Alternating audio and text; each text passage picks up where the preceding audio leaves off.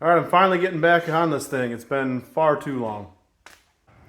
Driveshaft finally came in here, and it costs more than the car.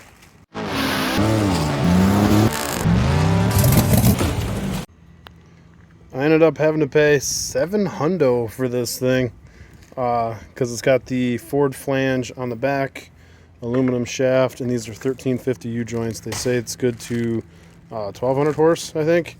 And I had to go 3.5 on the diameter. I was assuming 3-inch would be fine. That's what I had on my Camaro for the T56 swap in that.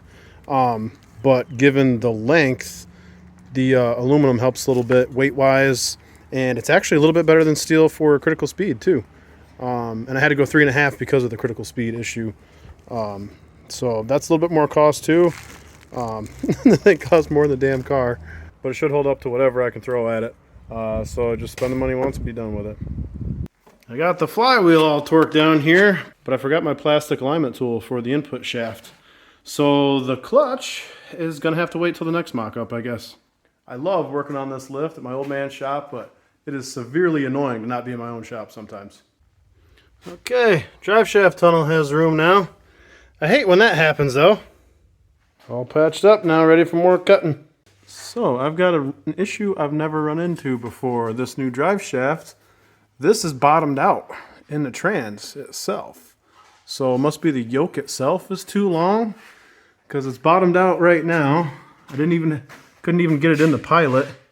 And then this is actually the distance is gonna be shorter once this has load on the suspension too. So I've got to pull this yoke out, probably take it to the lathe and shorten it up because it's got too long of splines, I guess. That's wild. I've never seen that before. Okay, so I took a measurement and compared my old T56 drive shaft for my Camaro to the new T56 drive shaft for the Beretta, and they're an inch different. This is a 3 3/4 slip, and that's a 4 3/4 slip. So I will take this yoke off and chuck it in the lathe and take an inch out of it. All right, so got this ready to go in the lathe at work. All right, I'm mocking up steering here, and it's a little more challenging than I was originally expecting. I'm gonna do Cavalier knuckles, I think, which is gonna put the steering arm about here, which means even over here, which is about as far back as I can get it from the engine mounts, it's still gonna angle back towards it a little bit. And my clearance that I was originally thinking, I was thinking of going to this part of the oil pan where I got tons of room, but that's really too far forward for that to work. You can see here that oil pan is just a hair underneath the subframes there. So I'm gonna drop it down a little bit because I have to, because the oil pan's lower in that spot.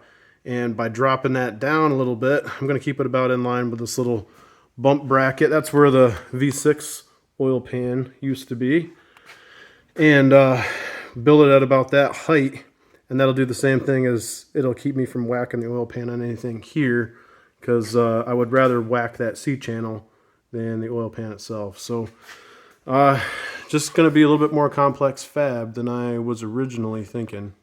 However, on this side over here, I can't get this in place until I cut the subframe out because I just don't have enough room.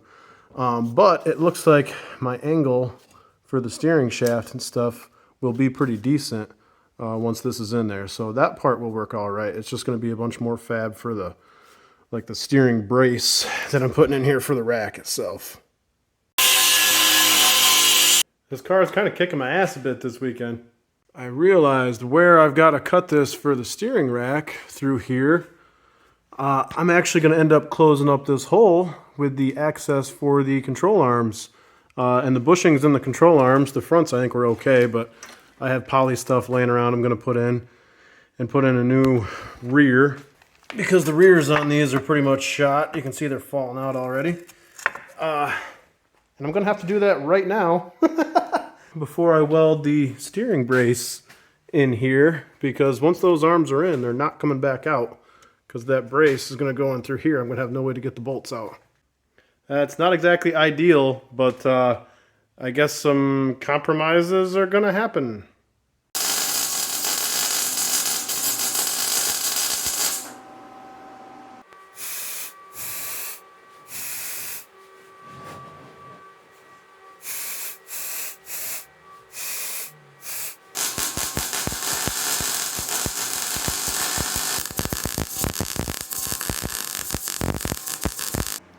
Don't know how much this actually helps, but I did the same thing with my last Beretta too. I cut this temporary brace here, which will become permanent after some modifications, right where the control arm bolts. Tacked in a brace here at the front so that when I unhook it from the car, it'll keep these arms in alignment. And then this brace in the back will keep the back in alignment. And then I can go ahead and cut these up, do the bracing that I need here for the steering, and then make sure all that stuff fits. I can do that outside of the car, actually. Checking out my steering here, seeing what kind of clearance I had to the pump and whatnot. And I'm going to have to make a little bit of clearance here. This has got to come back a little bit. But in order to do that, I got to cut this out here. So it's got to go up. Okay, so here's the basic idea for the steering. Put a brace in there, weld that baby in, and I've got to build mounts for the bolt holes here and stuff. Probably do a little bit of notching, whatnot, make everything fit better. Cut that stuff off, obviously. It looks like I do have to do some clearance in here for the steering shaft. This is a Beretta rag joint. Bolts right on the Camaro rack, and that gets me to, so this is an oddball. This is like a 700 thou double D shaft, and this is the regular 3/4 double D. So this gets me from the oddball Camaro shaft to standard like Jegs parts. Now I'm going to mock up the engine itself with this rack in here and see if I have clearance to the oil pan, and if I've got to drop it down a little bit further. I may have to. I hope I don't have to, but we'll see how it turns out. Okay, this don't look like much, but it was way more of a fight than it should have been. What I found is that with the C-channel underneath here, it makes the steering rack too tall and it does hit the oil pan. So I'm going to have to figure something else out a little bit. Possibly still run C-channel, but then trim it through here. I've got to do a little bit more figuring on that, but you can see I got a mile of clearance right at the moment with this kind of sitting right in there. So this is going to come up a little bit. Obviously you don't want that boot rubbing the steel. And I got to box all that in and make my cross brace and my mounts and whatever. But that was definitely one of these projects that's tougher than I thought it was going to be. Most of this has gone reasonably well, but this is kind of kicking my ass. Alright, I am done for this weekend. Whole weekend fought. Didn't get as much done as I wanted. And actually, this weekend was 1 year since I sold the old Beretta. So my goal of getting this baby running within a year ain't happening. We got a vacation coming up this weekend, but we'll just keep plugging away and it'll get there.